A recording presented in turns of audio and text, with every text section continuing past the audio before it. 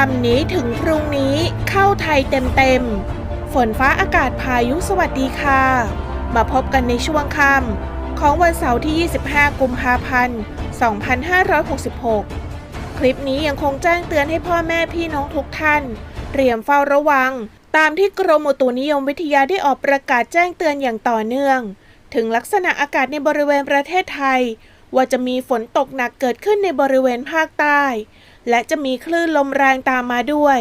อีกทั้งในบริเวณประเทศไทยตอนบนตั้งแต่ภาคเหนือภาคตะวันออกเฉียงเหนือภาคกลางกรุงเทพมหานครและปริมณฑลและภาคตะวันออกต้องเจอกับอากาศหนาวจัดส่งท้ายฤดูนอกจากนี้ยังมีลมกระโชกแรงที่จะเกิดขึ้นได้ในหลายพื้นที่แบบต่อเนื่องซึ่งแนวโน้มลักษณะอากาศในค่ำวันนี้ถึงวันพรุ่งนี้จะเป็นเช่นไรไปติดตามรับชมรับฟังรายละเอียดพร้อมกันได้เลยค่ะขอขอบคุณทุกท่านที่กดติดตามกดถูกใจเพื่อเป็นกำลังใจให้แอดมินกดแชร์ถ้าเห็นว่าคลิปนี้มีประโยชน์กับพ่อแม่พี่น้องทุกท่านนะคะแล้วอย่าลืมกดกระดิ่งเพื่อจะได้ไม่พลาดข่าวสารและสาระดีๆจากช่องของเราค่ะถ้ากดแล้วขอขอบคุณมากๆเลยนะคะตามโมเดลสภาพอากาศของ ECMWF จะเห็นได้ว่าในค่ำวันนี้ถึงวันพรุ่งนี้บริเวณความกดอากาศสูงหรือมวลอากาศเย็นกำลังค่อนข้างแรงยังคงแผ่อิทธิพลลงลึกถึงบริเวณภาคใต้ตอนล่างลักษณะเช่นนี้ทำให้บริเวณภาคใต้จะมีอากาศเย็นในตอนเช้าแต่ยังคงมีอากาศร้อนอบอ้าวในช่วงกลางวันส่วนฝนฟ้าคะนองที่กระจายตัวอยู่ในบริเวณภาคใต้จะเริ่มมีฝนตกหนักบางแห่งตั้งแต่วันที่ 27 กุมภาพันธ์เป็นต้นไปโดยส่วนมากจะกระจายตัวอยู่ในบริเวณภาคใต้ตอนล่างส่วนในบริเวณภาคเหนือและภาคตะวันออกเฉียงเหนือจะมีอากาศหนาวถึงหนาวจัดส่วนบริเวณยอดดอยและยอดภูจะมีน้ำค้างแข็งเกิดขึ้นได้บางพื้นที่ซึ่งอุณหภูมิจะลดลง 2-5 องศาเซลเซียสโดยในช่วงกลางวันหลายพื้นที่ยังคงมีอากาศที่เย็นสบายนอกจากนี้หลายพื้นที่ยังคงมีลมกระโชกแรงเกิดขึ้นส่วนในบริเวณภาคกลางกรุงเทพมหานครและปริมณฑล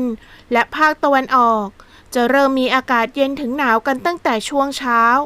ส่วนช่วงกลางวันในบริเวณที่มีลมกระโชกแรงจะมีอากาศเย็นสบายส่วนในบางพื้นที่ที่มีลมเบาอาจเกิดอากาศร้อนอบอ้าว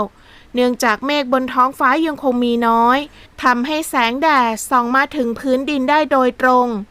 ส่วนลมตะวันออกเฉียงเหนือและลมตะวันออกที่พัดปกคลุมอ่าวไทยภาคใต้และทะเลอันดามันจะมีกำลังแรงมากขึ้นตั้งแต่วันนี้เป็นต้นไปโดยจะส่งผลทำให้บริเวณภาคใต้มีฝนเพิ่มมากขึ้นและมีฝนตกหนักเกิดขึ้นบางพื้นที่โดยส่วนมากในบริเวณตอนล่างของภาคจากลักษณะดังกล่าวนี้เองทางกรมอุตุนิยมวิทยาจึงได้คาดหมายเอาไว้ว่าในค่ำวันนี้ถึงวันพรุ่งนี้บริเวณภาคเหนือจะมีอากาศเย็นถึงหนาวกับมีหมอกในตอนเช้าอุณหภูมิจะลดลง 1-3 องศาเซลเซียสอุณหภูมิต่ำสุด 15-21 องศาเซลเซียสอุณหภูมิสูงสุด 32-35 องศาเซลเซียสบริเวณยอดดอยอากาศหนาวถึงหนาวจัดอุณหภูมิต่ำสุด 5-12 องศาเซลเซียสภาคตะวันออกเฉียงเหนืออากาศเย็นถึงหนาวกับมีลมแรงอุณหภูมิจะลดลง 2-4 องศาเซลเซียสอุณหภูมิต่ำสุด 15-18 องศาเซลเซียสอุณหภูมิสูงสุด 27-31 องศาเซลเซียสบริเวณยอดภูอากาศหนาวอุณหภูมิต่ำสุด 9-15 องศาเซลเซียสภาคกลางอากาศเย็นในตอนเช้ากับมีลมแรงอุณหภูมิจะลดลง 1-3 องศาเซลเซียสอุณหภูมิต่ำสุด 19-21 องศาเซลเซียสอุณหภูมิสูงสุด 32-34 องศาเซลเซียส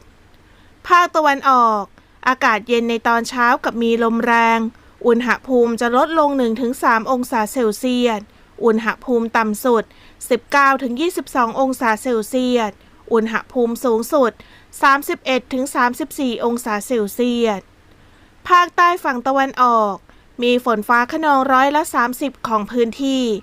ส่วนมากบริเวณจังหวัดชุมพรสุราษฎร์ธานีนครศรีธรรมราชพัทลุงสงขลาปัตตานียะลาและนราธิวาสอุณหภูมิต่ำสุด 21-25 องศาเซลเซียสอุณหภูมิสูงสุด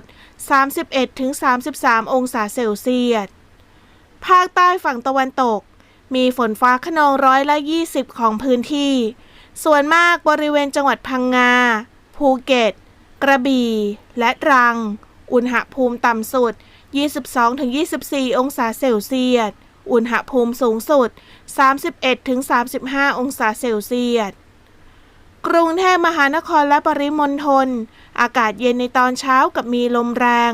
อุณหภูมิจะลดลง 1-3 องศาเซลเซียส อุณหภูมิต่ำสุด 19-21 องศาเซลเซียส อุณหภูมิสูงสุด 30-33 องศาเซลเซียส สำหรับคลื่นลมบริเวณอ่าวไทยตอนล่างมีคลื่นสูง 2-4 เมตร บริเวณที่มีฝนฟ้าคะนองคลื่นสูงมากกว่า 4 เมตร ส่วนบริเวณอ่าวไทยตอนบนมีคลื่นสูงประมาณ 2 เมตร ห่างฝั่งคลื่นสูงมากกว่า 2 เมตร สำหรับทะเลอันดามันมีคลื่นสูงประมาณ 1 เมตร บริเวณที่มีฝนฟ้าคะนองคลื่นสูงมากกว่า 1 เมตร จากแนวโน้มลักษณะอากาศล่วงหน้าดังกล่าวขอให้พ่อแม่พี่น้องทุกท่านเตรียมตัวรับมือกับสภาพอากาศที่ยังคงแปรปรวนพ่อแม่พี่น้องชาวเกษตรกรควรเตรียมการป้องกันและระวังความเสียหายที่จะเกิดต่อผลผลิตทางการเกษตรเอาไว้ด้วยในส่วนของพ่อแม่พี่น้องชาวเรือควรเดินเรือด้วยความระมัดระวังและหลีกเลี่ยงการเดินเรือในบริเวณที่มีฝนฟ้าคะนองเรือเล็กบริเวณอ่าวไทยควรงดออกจากฝั่งในระยะนี้ส่วนพ่อแม่พี่น้องที่อาศัยอยู่บริเวณชายฝั่งภาคใต้ฝั่งตะวันออกให้ระวังคลื่นลมแรงที่ซัดเข้าหาฝั่งไว้ด้วยนอกจากนี้สภาพอากาศที่ในช่วงค่ำจนถึงช่วงเช้าจะมีอากาศที่หนาวเย็นส่วนในช่วงกลางวันหลายพื้นที่ยังคงมีสภาพอากาศที่ร้อนอบอ้าวอีกทั้งในบริเวณภาคใต้ที่จะมีฝนฟ้าคะนองโปรยปรายลงมาอาจทำให้พ่อแม่พี่น้องหลายท่านปรับตัวไม่ทันเป็นไข้และไม่สบายไปได้จึงขอให้ทุกท่านเฝ้าดูแลรักษาสุขภาพเอาไว้ด้วยนะคะและแล้วก็มาถึงในช่วงสุดท้ายของคลิปซึ่งก่อนจะจบคลิปไปขอฝากพ่อแม่พี่น้องทุกท่านเป็นกำลังใจให้กันด้วยการกดถูกใจกดแชร์และอย่าลืมคอมเมนต์มาว่ารับชมจากสถานที่ใดสภาพอากาศในพื้นที่ของพ่อแม่พี่น้องทุกท่านเป็นเช่นไรกันบ้างแอดมินรออ่านอยู่นะคะซึ่งแอดมินต้องขอขอบคุณทุกท่านที่ติดตามและร่วมรับชมคลิปของเราแล้วพบกันใหม่ในคลิปหน้าฝนฟ้าอากาศพายุสวัสดีค่ะ